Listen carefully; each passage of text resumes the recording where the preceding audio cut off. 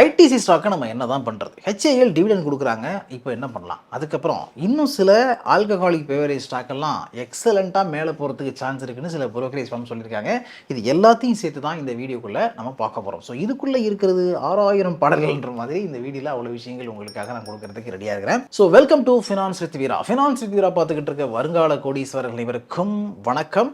இந்த வீடியோவில் நான் சொல்ல போகிற விஷயங்கள் எல்லாமே உங்களுக்கு எஜுகேஷனல் பர்பஸுக்காகவும் இன்ஃபர்மேட்டிவ் பர்பஸுக்காக மட்டும்தான் சஜஷனோ அட்வைஸோ கொடுக்கறதாக இல்லை. அதனால மென்ஷன் பண்ண போகிற ஸ்டாக்ஸை நீங்கள் வாங்கணும்னு நினச்சிங்கன்னா உங்களுக்கு நல்லா தெரிஞ்ச ஒரு செபி ரெஜிஸ்டர்ட் அட்வைசரை கேட்டுக்கிட்டு நீங்களும் நல்லா ஓன் ரிசர்ச் பண்ணிட்டு அதுக்கப்புறமா வாங்க. இன்னொரு முக்கியமான விஷயம், உங்களுக்கு இது வரைக்கும் டேர்ம் இன்சூரன்ஸ் இல்லை, லைஃப் இன்சூரன்ஸ் இல்லை, ரிட்டைர்மெண்ட் பிளான் இல்லை, ஹெல்த் இன்சூரன்ஸ் வேணும் அப்படின்னு நினச்சிங்கன்னா டோன்ட் வரி, இந்த ஸ்க்ரீனில் தெரிகிற நம்பருக்கு நீங்கள் வாட்ஸ்அப் பண்ணுங்கள். எங்கள் டீம் அதை உங்களுக்கு செஞ்சு கொடுப்பாங்க. ஹிந்துஸ்தான் ஏரோநாட்டிக்ஸ் லிமிடெட் இந்தியாவில் மறக்க முடியாத முக்கியமான ஒரு கம்பெனி, டிஃபென்ஸ் செக்டாரில் இருக்கிற முக்கியமான ஒரு கம்பெனி. இன்னைக்கு நிலைமைக்கு பார்த்தீங்கன்னா கிட்டத்தட்ட 90,000 கோடிக்கு ஆர்டர் புக் வச்சிருக்காங்க. அடுத்த 2 வருடங்களுக்கு பண்ணக்கூடியதே 90,000 கோடிக்கு மேலே இருக்கு. அதில் எதெல்லாம் வருதுன்னு பார்த்தோம்னா டோர்னியர் அப்கிரேட் இருக்கு, அதுக்கப்புறம் சுக்கோய் அப்கிரேட் இருக்கு, 143 ALH ஹெலிகாப்டர்ஸ் இருக்கு. இந்த மாதிரி பெரிய ஆர்டர் புக்கை வச்சிருக்காங்க. இந்த கம்பெனியுடைய போர்டு மீட்டிங் நடந்திருக்கு. அந்த போர்டு மீட்டிங்ல 10 ரூபா டிவிடெண்ட் கொடுக்கலாம் அப்படின்னு ஃபிக்ஸ் பண்ணியிருக்காங்களாம். இந்த 10 ரூபா டிவிடெண்டுக்கான ரெக்கார்ட் டேட் ஆகஸ்ட் மாதம் 14ஆம் தேதி இருக்கும் அப்படின்னு சொல்றாங்க. போர்டு மீட்டிங் முடிஞ்சிருக்கு. அதுக்கப்புறம் ஏஜிஎம் மீட்டிங் நடக்கும். இந்த ஏஜிஎம் மீட்டிங்ல இது எல்லாத்தையுமே ஃபைனல் பண்ணுவாங்க. ஸோ ஆகஸ்ட் 14ஆம் தேதிக்கு முன்னாடி உங்ககிட்ட HAL உடைய ஷேர் இருந்துச்சுன்னா நீங்க 10 ரூபா டிவிடெண்டுக்கு எலிஜிபிள் ஆவீங்க. இன்னைக்கு நிலைமைக்கு 4300 ரூபாய்க்கு மேல ஷேர் பிரைஸ் ட்ரேட் ஆகிட்டு இருக்கு. ஸோ இந்த 10 ரூபாங்கிறது பெரிய விஷயமா அப்படின்னு கேட்டீங்கன்னா பெரிய விஷயம் கிடையாது. 10 ரூபாங்கிறது ரொம்ப லோவான ஒரு டிவிடெண்ட் தான். ஆனால் டிவிடெண்ட் கொடுக்குறாங்க அப்படின்னு நம்ம எல்லா ஸ்டாக்கையும் வாங்க மாட்டோம். சில ஸ்டாக்கு தான் டிவிடெண்டுக்காகவே வாங்குற ஸ்டாக்காக இருக்கும். பட் இந்த ஸ்டாக்ல அந்த மாதிரி கிடையாது. நல்ல growth இருக்கா, ஃபியூச்சர்ல நல்லா பெர்ஃபார்ம் பண்ணுமா அப்படின்னு பார்த்து வாங்கக்கூடிய ஸ்டாக் தான் இது. ஸோ இப்போதைக்கு பார்த்தீங்கன்னா 4300 ரூபாய்க்கு மேல இந்த ஸ்டாக் ட்ரேட் ஆகிட்டு இருக்கு. 52 வார ஹையஸ்ட் பிரைஸ்ங்கிறது 5066, லோவஸ்ட் பிரைஸ் 3479. ஸ்டாக்குடைய பி ரேஷியோ இப்போ 31க்கு மேல இருக்கு. இண்டஸ்ட்ரி பிஇ 59 இருக்கு. ஸோ கம்மியாக தான் ட்ரேட் ஆகிட்டு இருக்கு பி ரேஷியோ அடிப்படையில். ROCE ROE ரெண்டுமே ROCE 32க்கு மேல இருக்கு, ROE 24க்கு மேல இருக்கு. ரெண்டுமே எக்ஸலண்டா இருக்கு. டெட் 11 கோடி தான் வச்சிருக்காங்க. ஏன்னா இது ஒரு PSU ஸ்டாக். ஸோ மற்றபடி ஃபண்டமெண்டலி நல்லா இருக்க கம்பெனி தான், க்ரோத் ஃபேஸில் இருக்க கம்பெனி தான். ஓகேவா, அதில் மாற்றுக்கிறது இல்லை. ஆனால் 10 ரூபா டிவிடெண்ட் அப்படிங்கிறது நம்ம பெரிய விஷயமா எடுத்துக்கணுமா அப்படின்னு பார்த்தீங்கன்னா இந்த ஸ்டாக்குடைய வேல்யூ க்ரோத் அதெல்லாம் கம்பேர் பண்ணும்போது டிவிடெண்ட் சப்ப மேட்டர் தான் என்ன. ஆனால் 10 ரூபாங்கிறதும் சும்மா வராது அப்படிங்கிறதுனால வந்துச்சுன்னா லாபம் தான். அடுத்து நம்ம பார்க்க போகிற கம்பெனி எதுன்னு பார்த்தீங்கன்னா ரேடிகோ கைத்தான். மேலே கைத்தான் ஃபேன் ஓடிட்டு இருக்குமே, அந்த ஃபேனுக்கும் இந்த கம்பெனிக்கு அது சம்மந்தம் இருக்கான்னு கேட்டிங்கன்னா சம்மந்தம் இருக்குது. அது தூரத்து சம்மந்தம் நினைக்கிறேன், அந்த மாதிரி இருக்கும் போல். ஆனால் டைரெக்டான சம்மந்தங்கிறது கிடையாது. ரேடிகோ கைத்தான் அப்படிங்கிறது ஆல்கஹாலிக் பெவரேஜஸ் தயாரிக்கக்கூடிய கம்பெனி. 8PM விஸ்கிலாம் இருக்குல்ல, அதெல்லாம் இவங்க தான் தயாரிச்சு கொடுக்குறாங்க. ஸோ நீங்கள் இன்னைக்கு நைட்டு 8PM விஸ்கி ஒன்று வாங்கிட்டு போயிட்டு 8PMக்கு அடிக்கலாம் அப்படின்னு பிளான் பண்ணிங்கன்னா டக்குன்னு பவர் கட் ஆகும். ஸோ ரேடிகோ கைத்தான் கைத்தான் ஃபேனே இருந்தாலும் ஓடாது. இன்வெர்டர் போட்டு வச்சுக்கணும் நிலைமை தான் தமிழ்நாடு, இந்தியா முழுக்க நிறைய மாடல் அப்படி தான் இருக்குன்னு வச்சுங்களேன். சரி, ஓகே. இப்போ என்ன மேட்ரு அப்படின்னா இந்த ரேடிகோ கைத்தான் ஸ்டாக் 3879 அந்த ரேஞ்சில் ட்ரேட் ஆகிட்டு இருக்கு.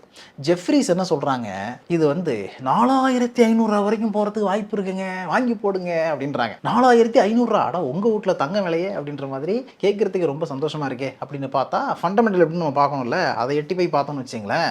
ஸ்டாக்குடைய பீரியட் 84 இருக்குது. ஏற்கனவே இது ஏணி மேலே ஏறி எங்கேயோ போய் இருந்துகிட்டு இருக்கு ஷேர் ப்ரைஸு. இதையும் தாண்டி இது மேலே போகும் அப்படின்னு தான் இவங்க சொல்கிறாங்க. ஸோ இப்போதைக்கு இந்த கம்பெனி வேல்யூவேஷன் எப்படி இருக்குன்னு பார்த்தீங்கன்னா ஓவர் ரேட்டட் தாங்க இருக்குது. 84 PE ரேஷியோ இருக்குது. இண்டஸ்ட்ரி PE 43 இருக்குது. ஆனால் ROCE ROE ரெண்டுமே 20க்கு மேலே இருக்குது. அதெல்லாம் சூப்பராக இருக்குது. டெட் ஈக்விட்டி ரேஷியோ 0.15 தான். 498 கோடி தான் கடன் வச்சிருக்காங்க. அதுக்கப்புறம் என்ன ஃபேஸ் வேல்யூ 2 ரூபாயா இருக்குது. ஃப்ரீ கேஷ் ஃப்ளோ 500 கோடிக்கு மேலே இருக்குது. அதுக்கப்புறம் ரெகுலராக நீங்கள் இப்போ top and bottom line growth பார்த்தீங்கன்னா நல்லாவே இருக்குது. மார்ச் 7ல் 580 கோடியாக இருந்தது, மார்ச் 2007. இப்போ 6050 கோடி அப்படின்னு ரெவன்யூ காமிச்சிருக்காங்க. நெட் ப்ராஃபிட் அப்போ 45 கோடியாக இருந்தது, இப்போ 604 கோடி. கன்சிக்யூட்டிவாக நல்ல க்ரோத் இருக்குது, அதிலலாம் டவுட்டே கிடையாது. இப்போ ரீசன்ட் குவார்டர்லையும் நல்ல ரிசல்ட் கொடுத்துருக்காங்க. 1504 கோடி ரெவன்யூ கொடுத்துருக்காங்க. 284 கோடி உங்களுடைய ஆப்ரேட்டிங் ப்ராஃபிட்டாக இருக்குது. 19% மார்ஜின் காமிச்சிருக்காங்க. எல்லாமே இம்ப்ரூவ் ஆயிருக்கு. நெட் ப்ராஃபிட் 179 கோடி காமிச்சிருக்காங்க. அதில் எந்த குறையுமே இல்லை. குறை ஒன்றும் இல்லை மறைமூர்த்தி கண்ணா அப்படிங்கிற மாதிரி தான் ஸ்டாக் இருக்குது. ஆனால் ஒரே ஒரு பிரச்சனை, PE ரேஷியோ 84 ஆயிருக்கு. 84 PE ரேஷியோ இருந்தாலும் இந்த ஜெஃப்ரிஸ் என்ன பண்ணுறாங்க, 3879 ரூபான்னு இருக்கிறது 4500 ரூபாய்க்கு போகுண்டா அப்படின்னு எக்கோடி அடிக்கிற மாதிரி சொல்லியிருக்காங்க. புக் வேல்யூ எவ்வளோ இருக்குன்னு பார்த்தீங்கன்னா 248 ரூபா புக் வேல்யூ வச்சுக்கிட்டு 3800 ரூபாய்க்கு மேலே எல்லாம் ஸ்டாக்கு ட்ரேட் ஆகிட்டு இருக்கு. இப்படி தான் 4500 போகுன்றாங்களே, என்ன பண்ணுறது அப்படின்னு எனக்கு தெரியல. ஐயோ, எனக்கு கையும் உடலை காலும் உடலைன்ற மாதிரி தான் ஃபீல் ஆகுது. ஆனால் பயமாக இருக்குது, ஓவர் வேல்யூவாக இருக்கும்பொழுது இவங்க சொல்கிறாங்களே அப்படின்னு. பட் சம்டைம்ஸ் வந்து அது நடக்கும். நம்ம பார்த்துக்கிட்டே இருக்கோம், சில ஸ்டாக்கு பி ரேஷியோ ஹையாக தான் இருக்கும், ஓவர் வேல்யூடாக தான் இருக்கும், இருந்தாலும் அதில் போயிட்டு வாங்கிக்கிட்டே இருப்பாங்க. என்ன பிரச்சனைனா, இந்த மாதிரி ஸ்டாக் வந்து நல்லா மேலே போயிட்டே இருக்கா, இதுதான் உச்சி வகுந்தெடுத்து பிச்சு போய் வச்ச அங்கே போய் நிற்கும்போது டக்குன்னு கீழே விழுந்துடும். அப்போ தான் வந்து நம்ம மாட்டிப்போம். அப்போ அந்த எக்ஸிட் பாயிண்ட் கரெக்டாக தெரியணும், இந்த இடத்துலேருந்து வந்துட்டா நல்லது அப்படின்ட்டு. ஜெஃப்ரீஸ் வந்து நிறைய ஆராய்ச்சிகள்லாம் பண்ணி சொல்லக்கூடியவங்க, அவங்க சொல்கிறாங்க. அதுக்கப்புறம் உங்கள் விருப்பம், நீங்கள் கேட்குறதா இருந்தால் கேட்டுங்க. கைரான் பிராண்டி சாப்பிட்ருக்கீங்களா? ஸ்டெர்லிங் ரிசர்வ் விஸ்கி நீங்கள் சாப்பிட்ருக்கீங்களா? சாப்பிட்டது இல்லையா? பரவாயில்ல, விட்டுருங்க. அந்த விஸ்கி பிராண்டிகள்லாம் தயாரிக்கிற ஒரு கம்பெனி இருக்குது, அதுதான் அலைட் பிளெண்டர்ஸ் அண்ட் டிஸ்டிலரிஸுங்கிற கம்பெனி. அந்த கம்பெனிக்கும் ஜெஃப்ரீஸ் வந்து டார்கெட் ப்ரைஸ் கொடுத்துருக்காங்க. ஸோ அலைட் பிளெண்டர்ஸ் பார்த்தீங்கன்னா இப்போ 660 ரேஞ்சில் ட்ரேட் ஆகிட்டு இருக்கு. இந்த ஜெஃப்ரீஸ் என்ன பண்ணுறாங்கன்னா, இந்த ஸ்டாக்கு 624 ரூபா இருக்கும்பொழுதே இதை சொல்லியிருக்காங்க. நான் ரிலேட்டாக தான் இந்த நியூஸை பார்த்தேன். என்ன சொல்லியிருக்காங்கன்னா 780 ரூபா வரைக்கும் இது போகிறதுக்கு வாய்ப்பு இருக்குது அப்படின்னு சொல்லியிருக்காங்க. ஸோ 780ங்கிறது அவங்க சொன்ன டைம்லேருந்து ஒரு 25% அப்சைடு. இப்போ வந்து அதில் கிட்டத்தட்ட இப்போ எவ்வளோ ஒரு 56 ரூபா ஏறிடுச்சுன்னு வச்சுங்களேன் இந்த வீடியோ ரெக்கார்ட் பண்ணும்போது வரைக்கும். ஸோ ஃபர்தராக எவ்வளோ இன்க்ரீஸ் ஆக போகுது அப்படிங்கிறத நம்ம பார்க்கணும். 780ங்கிறது டார்கெட்டு. சரி, அலைட் பிளெண்டர்ஸோடைய ஃபண்டமெண்டல் எப்படின்னு பார்த்தா, இதுக்கும் பி ரேஷியோ 80க்கு மேலே தான் இருக்குது. 52 வார ஹையஸ்ட் பிரைஸ் 720 வரைக்கும் போயிருக்கு, லோவஸ்ட் பிரைஸ் 382 வரைக்கும் இறங்கிருக்கு. இப்போ இவங்க 780ன்னு டார்கெட் கொடுத்துருக்காங்க. ROCE 18க்கு மேலே இருக்குது, ROE 14க்கு மேலே இருக்குது. ROCE நல்லா இருக்குது, ROE கொஞ்சம் அந்த நம்ம சொல்கிற 15க்கு கீழே லைட்டாக கீழே இருக்குது. டெட் ஈக்விட்டி ரேஷியோ 0.69 இருக்குது. அதெல்லாம் ஒன்றும் பிரச்சனை இல்லை. 1150 கோடி தான் கடன் வச்சிருக்காங்க.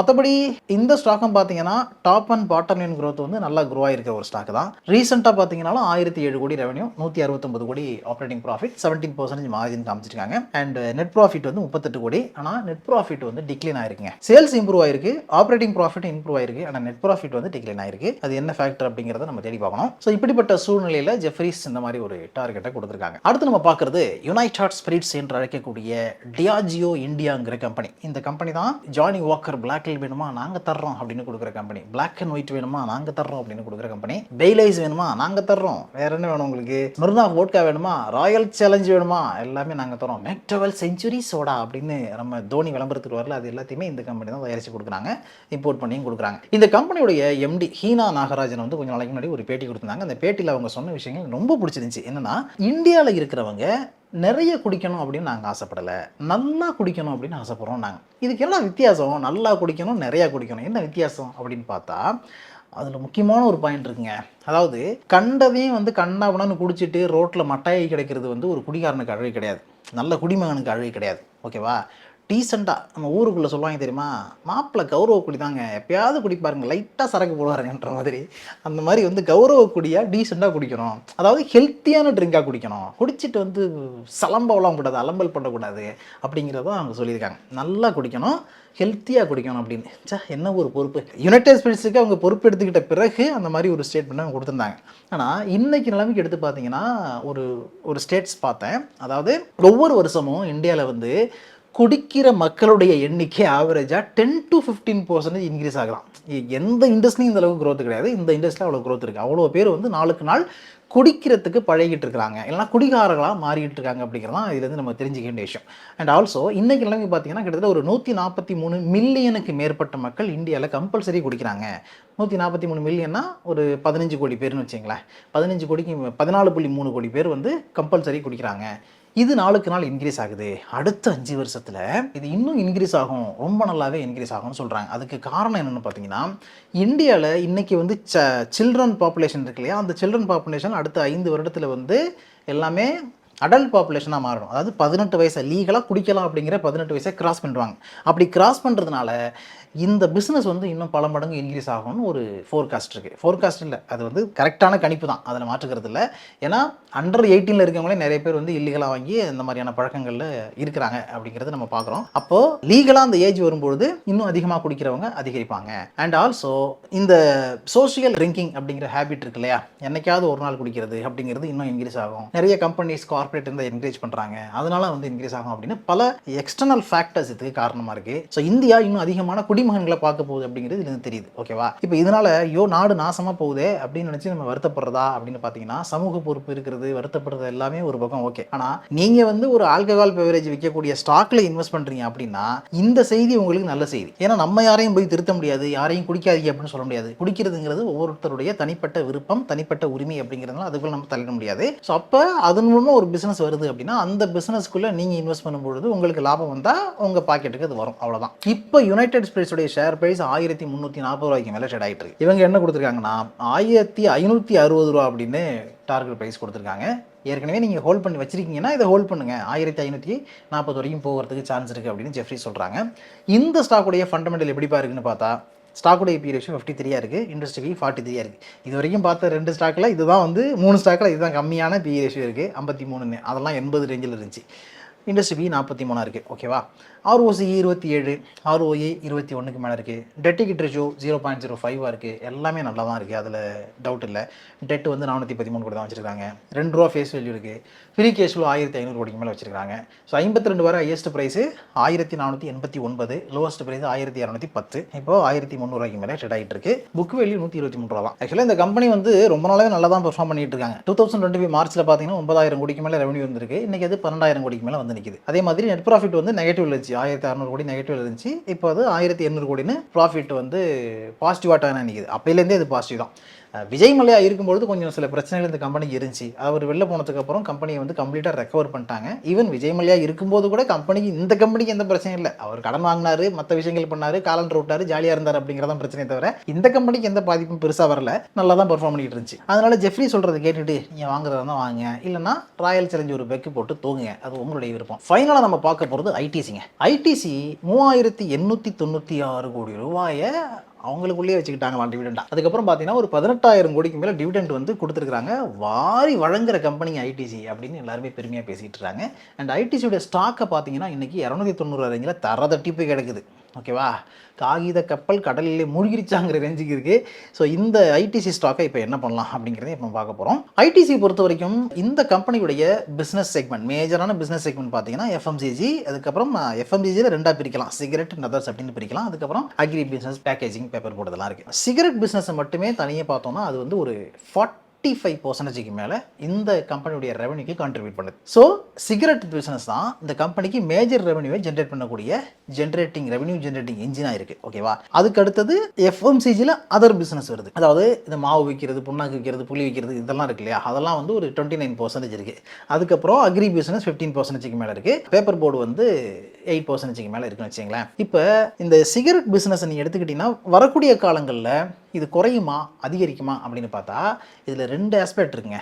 ஏற்கனவே இந்த கம்பெனியுடைய ஹிஸ்ட்ரி நீங்கள் எடுத்து பார்த்தீங்கன்னா ஒரு காலத்தில் இந்த கம்பெனியுடைய மேஜர் ரெவன்யூவில் 70% கிட்ட சிகரெட் பிஸ்னஸ் கான்ட்ரிபியூட் பண்ணியிருக்கு. ஆனால் இன்னைக்கு அதை படிப்படியாக குறைச்சிக்கிட்டே வந்திருக்காங்கன்னா அன்னைக்கு தயாரித்த சிகரெட்டையும் இன்னைக்கு தயாரிக்கிற சிகரெட்டையோட அளவையும் குறைச்சிட்டாங்களான்னா அது இல்லை. சிகரெட் பிஸ்னஸ் அப்படி தான் ரன் ஆகிட்டு இருக்கு. விலை ஏறினானே, டாக்ஸ் ஏற்றினானே, ஜிஎஸ்டி போட்டானே, அதெல்லாம் எதுவுமே குறையல, அது அப்படி தான் போயிட்டு இருக்கு. ஆனால் சிகரெட் பிஸ்னஸ் எந்த அளவுக்கு இவங்களுக்கு இருக்கோ அதை விட அதிகமாக மற்ற ஏரியாவில் இந்த கம்பெனி கான்சன்ட்ரேட் பண்ணி அவங்களுடைய பிசினஸை க்ரோ பண்ணிட்டாங்க. அப்படி க்ரோ பண்றதுனால அது பேலன்ஸ் ஆகி இது வந்து அதிகமாகிட்டு போகுது. ஸோ ஃபியூச்சரில் மற்ற எஃப்எம்சிஜி பிஸ்னஸாக இருக்கட்டும், இந்த பேக்கேஜிங் பிஸ்னஸ், அக்ரிகல்ச்சர் பிஸ்னஸ்லாம் இருக்குல்ல, அதெல்லாம் இன்னும் இன்க்ரீஸ் ஆகும். அப்படி இன்க்ரீஸ் ஆகிறதுனால ஓவராலாக டோட்டல் ரெவன்யூ கான்ட்ரிபியூஷனில் சிகரெட்டுடைய அளவு வந்து கம்மியாகும் அப்படின்னு சொல்கிறாங்க. இதை வந்து ஐடிசி கொஞ்சம் பர்பஸ்ஃபுல்லாக பண்ணுது அப்படின்னு தான் தெரியுது. ஏன்னா சிகரெட் வந்து அது ஒரு பாவப்பட்ட பொருள், ஒரு சின் குட்டு. அந்த குட்டை தயாரித்து கொடுத்து நீங்கள் சம்பாரிச்சிக்கிட்டு இருக்கீங்க அப்படிங்கிற ஒரு கெட்ட பேர் ரொம்ப காலமாகவே ஐடிசி முதுகில் சுமந்துக்கிட்டு இருக்கக்கூடிய ஒரு விஷயமா இருக்குது. அதனால அதுலேருந்து கொஞ்சம் எக்ஸிட் ஆகிடலாம் அப்படிங்கிற மாதிரி இவங்க பார்த்துக்கிட்டு இருக்காங்க. அண்ட் இன்னொரு விஷயம் என்னென்னு பார்த்தீங்கன்னா இப்போ ஐடிசியில் இருக்கக்கூடிய மேஜர் ஷேர் ஹோல்டர் யாருன்னா British American tobacco company, PAT அப்படின்னு சொல்லுவாங்க. இந்த பிஏடி வந்து எப்போ எக்ஸிட் ஆகும் அப்படிங்கிற ஒரு கேள்வியும் ஓடிக்கிட்டு இருக்கு. ஏன்னா அவங்க வந்து போர்டில் உட்காந்துக்கிட்டு சில விஷயங்களை பண்ணுறது, சிலதை பண்ணாமல் தடுக்கிறது, அதெல்லாம் கொஞ்சம் இந்தியன் என்வரான்மெண்ட்டுக்கு செட் ஆகலைங்கிற மாதிரியான டாக்கு ரொம்ப நாளாவே போயிட்டு இருக்கு. இப்போ இந்த டிவிடெண்ட் மேட்டர்ல எடுத்து பார்த்தீங்கன்னா அந்த பிரிட்டிஷ் அமெரிக்கன் டொபாக்கோ கம்பெனி இருக்குல்ல, அந்த கம்பெனியுடைய அலைடு கம்பெனிக்கு தான் அதிகமான டிவிடெண்ட் போயிருக்கு. ஸோ டிவிடெண்டை பொறுத்த வரைக்கும் டோட்டலாக வந்து 14.50 14 ரூபா 50 பைசா டிவிடெண்ட். ஏற்கனவே இன்டரிம் டிவிடெண்டாக 6 ரூபா 50 பைசா கொடுத்துருந்தாங்க. இப்போ வந்து ஃபைனல் டிவிடெண்டாக 8 ரூபா அப்படின்னு கொடுத்துருக்காங்க. ரூபா டிக்ளேர் பண்ணியிருக்காங்க. அதனால டோட்டலாக ரூ. 14.50 டிவிடெண்ட் ஆயிருக்கு.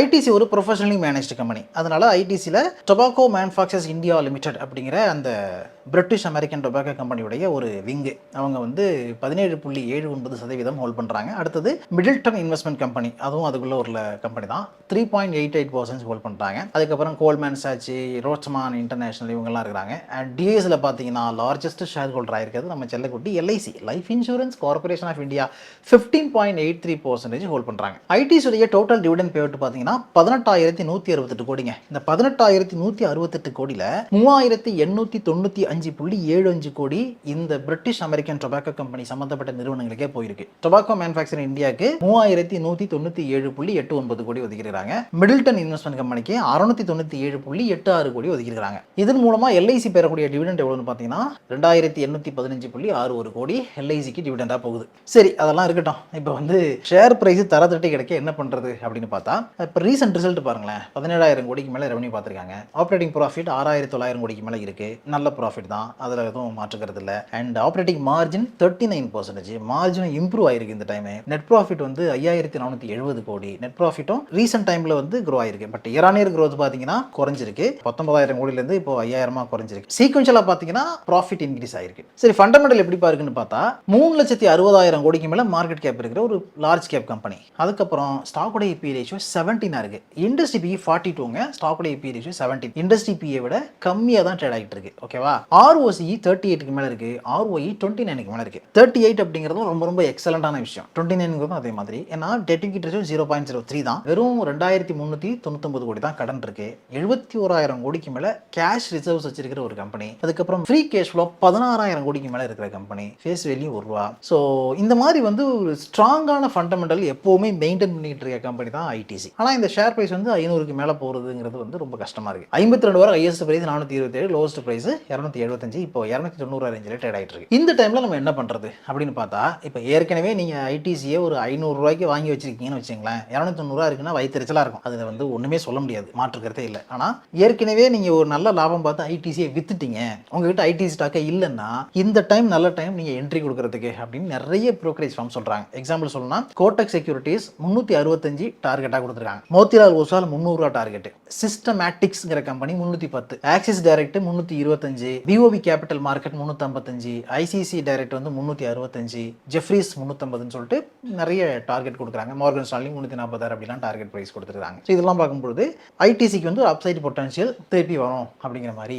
தெரியுது. ஏன்னா இது ஏற்கனவே பார்த்ததான், இந்த மாதிரி வந்து கொஞ்சம் இறங்கணும் திருப்பி ஏறும் அப்படி தான் போயிட்டு இருக்கும் ஐடிசி. ஜென்ரலாக இந்த சிகரெட்டுக்கான டாக்ஸ் சென்டிமெண்ட் இருக்கு இல்லையா, அந்த சென்டிமெண்ட் வந்து பெரிய அளவில் ஒர்க் அவுட் ஆனதுனாலையும் ஒரு பிரச்சனை இந்த கரெக்ஷன் ஃபேஸுக்கு போனதுக்கு அதுக்கான காரணம். அதனால நிறைய ப்ரோக்கரேஜ் வந்து கொஞ்சம் டவுன் கிரேட் பண்ணாங்க ஸ்டாக் ப்ரைஸை, அதுவும் ஒரு காரணம். சரி, ஓகே, ப்ராஃபிட் புக் பண்ணிட்டு போயிடலாம் அப்படின்ற மாதிரி நிறைய பேர் போனதுனால குறைஞ்சி போச்சு. ஸோ மறுபடியும் இதிலிருந்து இந்த பக்கம் 360, 340 மாதிரிலாம் போகிறதுக்கு வாய்ப்பு இருக்கு அப்படின்னு சொல்றாங்க. அடுத்த ஒரு 6 மாத காலகட்டத்துக்குள்ள இது நடக்கும் அப்படின்ற மாதிரி சொல்றாங்க. அதனால இப்போதைக்கு உங்ககிட்ட ஐடிசி இல்லை கம்மியான பிரைஸில் தான் நீங்கள் ஹோல்ட் பண்ணுறீங்க அப்படின்னா அதுக்கப்புறம் இவங்க சொல்றதை நீங்கள் கேட்கலாமா இல்லைங்கிறத டிசைட் பண்ணலாம். மற்றபடி ஃபண்டமெண்டலி ஸ்ட்ராங்காக இருக்கிற கம்பெனி ஐடிசிங்கிறதுல மாற்றுக்கிறது இல்லை. ஸோ இவ்வளோ நேரம் நான் சொன்னது எல்லாமே உங்களுக்கு எஜுகேஷனல் பர்பஸுக்காகவும் இன்ஃபர்மேட்டிவ் பர்பஸுக்காக மட்டும்தான் சஜஷனோ அட்வைஸோ கொடுக்குறதாக இல்லை. அதனால மென்ஷன் பண்ணியிருக்க இந்த ஸ்டாக் எல்லாத்தையும் நீங்கள் வாங்கணும்னு நினச்சிங்கன்னா உங்களுக்கு நல்லா தெரிஞ்ச ஒரு செபி ரெஜிஸ்டர்ட் அட்வைசரை கேட்டுக்கிட்டு நீங்களும் நல்லா ஓன் ரிசர்ச் பண்ணிட்டு அதுக்கப்புறமா வாங்க. ஏன்னா நான் ஒரு செபி ரெஜிஸ்டர்ட் அட்வைசர் கிடையாது. ஓகேவா? இந்த வீடியோ உங்களுக்கு பிடிச்சிருந்தா நிறைய பேருக்கு ஷேர் பண்ணுங்க. புதுசாக நீங்கள் ஃபினான்ஸ் வித் யுவராஜ் சேனலை பார்க்க வந்திருக்கீங்கன்னா சப்ஸ்கிரைப் பண்ணிட்டு இந்த பெல் நோட்டிஃபிகேஷனையும் கிளிக் பண்ணுவீங்க. அடுத்து ஒரு நல்ல வீடியோவில் மீட் பண்ணுவோம். அது வரைக்கும் உங்களை நீங்கள் பத்திரமா பார்த்தீங்க. Thank you so much.